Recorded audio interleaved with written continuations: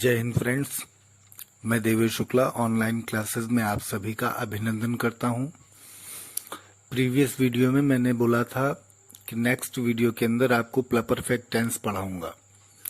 तो आज का टॉपिक प्लपरफेक्ट टेंस होगा और ये क्लास 10th के हिंदी और इंग्लिश मीडियम स्टूडेंट्स के लिए है।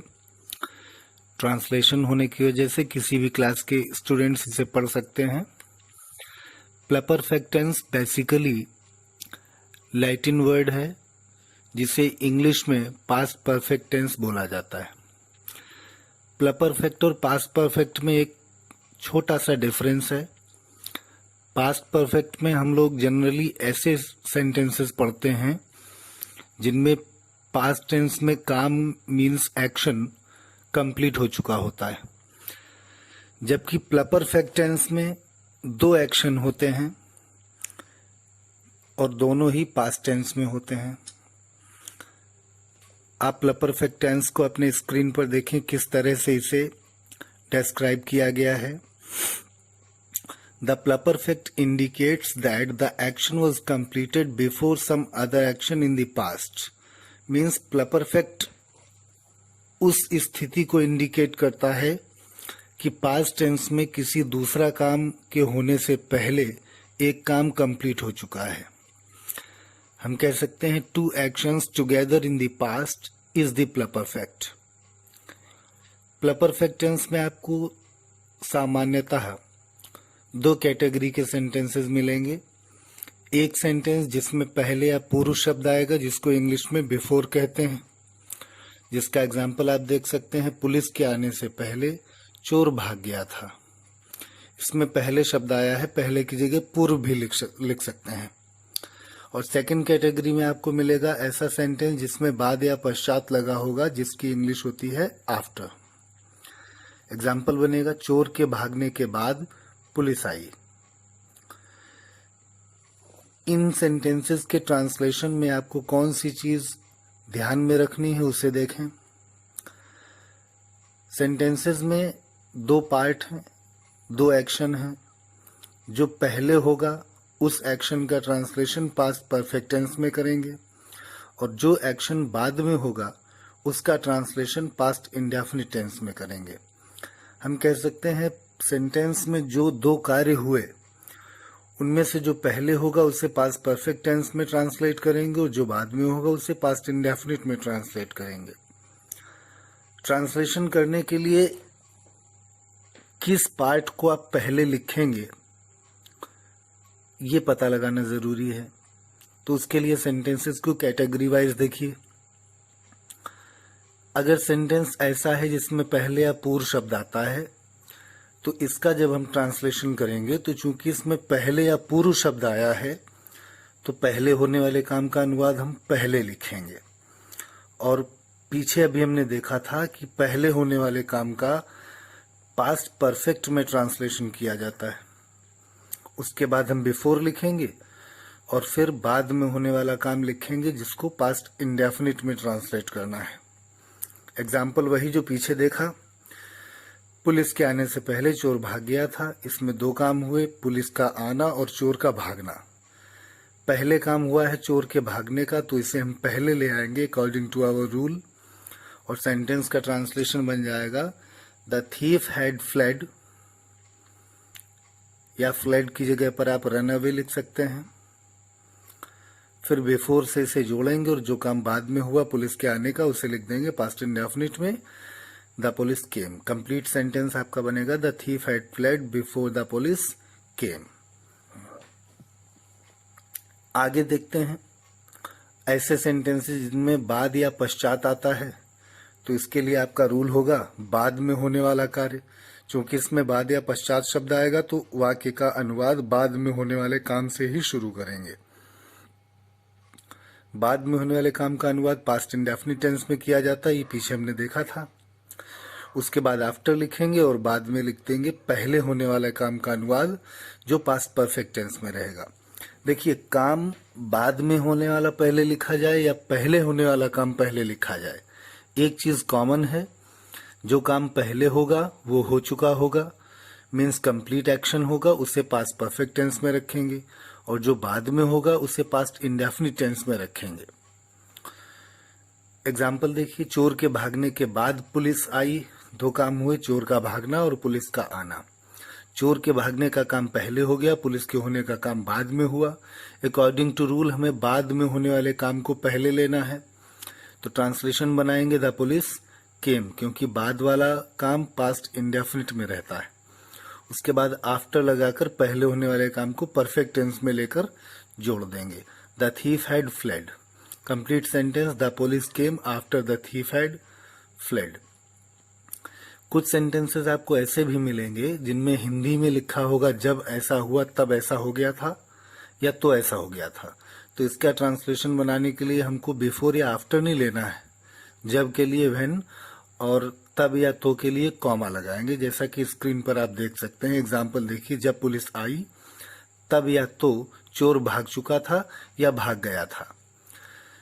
तो इसमें ट्रांसलेशन करेंगे, व्हेन से बन जाएगा when the police came the thief had fled. इसी को हम दूसरी तरह से लिख सकते हैं जो कि ज्यादा अच्छा रहता है, the thief had fled when the police केम। ये दूसरा वाला तरीका ज्यादा ठीक इसलिए रहता है क्योंकि आप लास्ट क्लासेस में मींस 9th की क्लास में पंक्चुएशन में पढ़ चुके हैं। प्रिंसिपल क्लास से ही सेंटेंस को स्टार्ट करना चाहिए।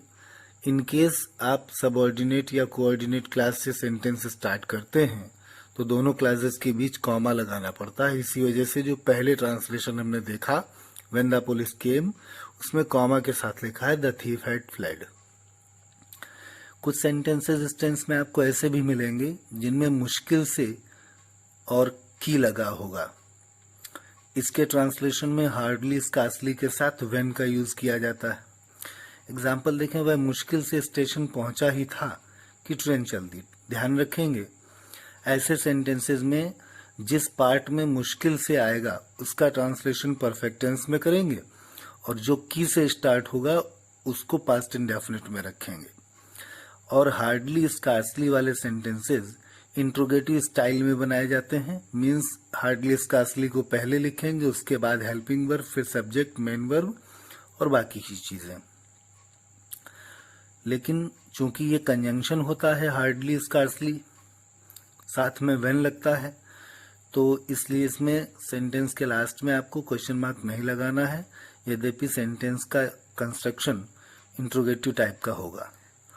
इसका ट्रांसलेशन बन जाएगा हार्डली या scarcely had he reached the station when the train started. एक बात और जान लें आप, फॉर्मल इंग्लिश के अकॉर्डिंग ट्रेन के जाने के लिए, चलने के लिए, छूटने के लिए स्टार्ट वर्ब का यूज करते हैं और आने के लिए ऑलवेज अराइव वर्ड का यूज किया जाता है।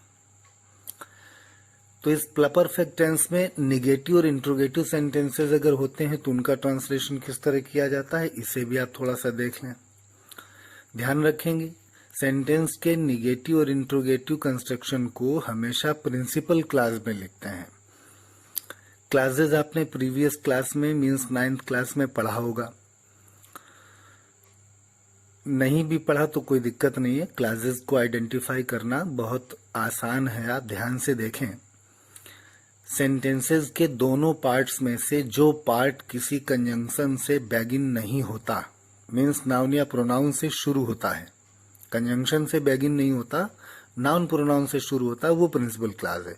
और जिसके स्टार्टिंग में कोई कंजंक्शन आ जाता है वो प्रिंसिपल क्लास नहीं है। जैसे आफ्टर या बिफोर आया, तो जिस क्लास को आफ्टर या बिफोर से स्टार्ट किया गया, व्हेन से स्टार्ट किया गया, वो क्लास आपकी प्रिंसिपल क्लास नहीं होगी। और जिसके स्टार्टिंग में नाउन या प्रोनाउन आएगा वो प्रिंसिपल क्लास होगी। तो जब आफ्टर या बिफोर वाले सेंटेंसेस होंगे तो आप ध्यान रखेंगे, आफ्टर की हिंदी होती है बाद में, तो आफ्टर के बाद हैड वाली क्लास आएगी। और बिफोर की हिंदी होती है पहले, तो बिफोर में हैड वाली क्लास पहले आएगी। क्योंकि आफ्टर और बिफोर वाले sentences generally past perfect tense में होते हैं, तो परफेक्ट टेंस वाली क्लास को इनकी हिंदी मीनिंग के अकॉर्डिंग प्लेस दिया जाता है। इससे आपको इंट्रोगेटिव और निगेटिव सेंटेंसेस के ट्रांसलेशन में हेल्प मिलेगी। मीन्स आपको इंट्रोगेटिव और निगेटिव पार्ट प्रिंसिपल क्लास में ही रखना है और सेंटेंस ट्रांसलेट करने के बाद आप उसको एक बार रीचेक कर लें कि बिफोर वाले सेंटेंस में हेड वाली क्लास पहले आनी चाहिए, आफ्टर वाले सेंटेंस में हेड वाली क्लास बाद में आनी चाहिए। एग्जाम्पल देखिए, चोर के भागने से पहले पुलिस नहीं आई या नहीं आई थी, डजंट मैटर। तो यहाँ भी दो काम हो रहे हैं, चोर के भागने से पहले मतलब चोर का भागना और पुलिस का नहीं आना। तो पहले पुलिस नहीं आई या नहीं आई थी तो ये परफेक्ट टेंस में चला जाएगा क्योंकि ये काम पहले हुआ, और चोर भागा है या काम बाद में हुआ है इसको हम इंडेफिनिट में ले लेंगे। तो प्रिंसिपल क्लास में ही निगेटिव कंस्ट्रक्शन हमें रखना है, पहले होने वाले काम को परफेक्ट टेंस में ले जाएंगे और इसी को पहले लिख देंगे। बन जाएगा the police had not come before the thief fled. Past indefinite में सेकंड फॉर्म लगेगी तो रैन अवे लिख सकते हैं। ध्यान से समझने की कोशिश करिए। बिफोर से सेंटेंस का ट्रांसलेशन बनना है इसलिए परफेक्ट टेंस पहले आएगा, हेड वाला कंस्ट्रक्शन पहले लेंगे और सेंटेंस द पुलिस से स्टार्ट होगा जो कि नाउन है, मीन्स ये प्रिंसिपल क्लास है तो इसी में हमें नॉट को भी एडजस्ट करना है। नेक्स्ट एग्जांपल देखिए, क्या चोर के भागने के बाद पुलिस नहीं आई? बाद वाला कंस्ट्रक्शन है, इसमें दो काम होंगे, चोर का भागना, पुलिस का आना या नहीं आना। ये निगेटिव और इंट्रोगेटिव है, मतलब ये इंट्रोगेटिव निगेटिव सेंटेंस है, मीन्स इसमें इंट्रोगेटिव निगेटिव कंस्ट्रक्शन हमें प्रिंसिपल क्लास में ही रखना है और आफ्टर वाली कंस्ट्रक्शन बन रही है यहाँ पर, तो आफ्टर के केस में परफेक्ट टेंस बाद में आना चाहिए आफ्टर के, मीन्स इंट्रोगेटिव निगेटिव कंस्ट्रक्शन हमें पास्ट इंडेफिनिट में करना है और पास्ट इंडेफिनिट में हमें उस टेंस का उस पार्ट का अनुवाद करना होता है जिसमें काम बाद में हुआ है।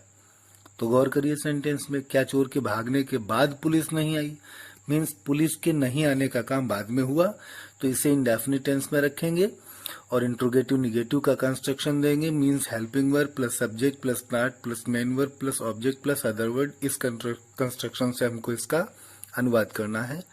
सेंटेंस बन जाएगा did the police not come after the thief had fled. Next होगा, क्या मेरे जाने के पहले वह सो गया था? इसको भी ध्यान से देखें, क्या मेरे जाने से पहले वो सो गया था? दो काम हुए, मेरा जाना और उसका सोना, और पहले शब्द इसमें लगा है तो बिफोर वाला सेंटेंस है ये, और बिफोर की हिंदी पहले, तो परफेक्ट टेंस पहले लाएंगे और सिंगल इंट्रोगेटिव है, मीन्स हेल्पिंग वर्ब से इसका ट्रांसलेशन शुरू करेंगे। ट्रांसलेशन बनेगा had he slapped before I went. मेरे जाने से पहले पास्ट इंडेफिनिट में सेकंड फॉर्म वेंट हो जाएगी। क्लियर है? तो आपको अब इसकी एक्सरसाइज करनी है, पास्ट परफेक्ट यानी कि प्लपरफेक्ट टेंस की एक्सरसाइज आपको करनी है और जितने रूल्स मैंने आपको बताए इनको आप नोट करिएगा, कॉपी में एक्सरसाइज करिएगा। कोई प्रॉब्लम होती है तो मेरे नंबर पर कांटेक्ट करके आप अपनी प्रॉब्लम दूर कर सकते हैं। नेक्स्ट वीडियो आने तक जय हिंद, जय भारत।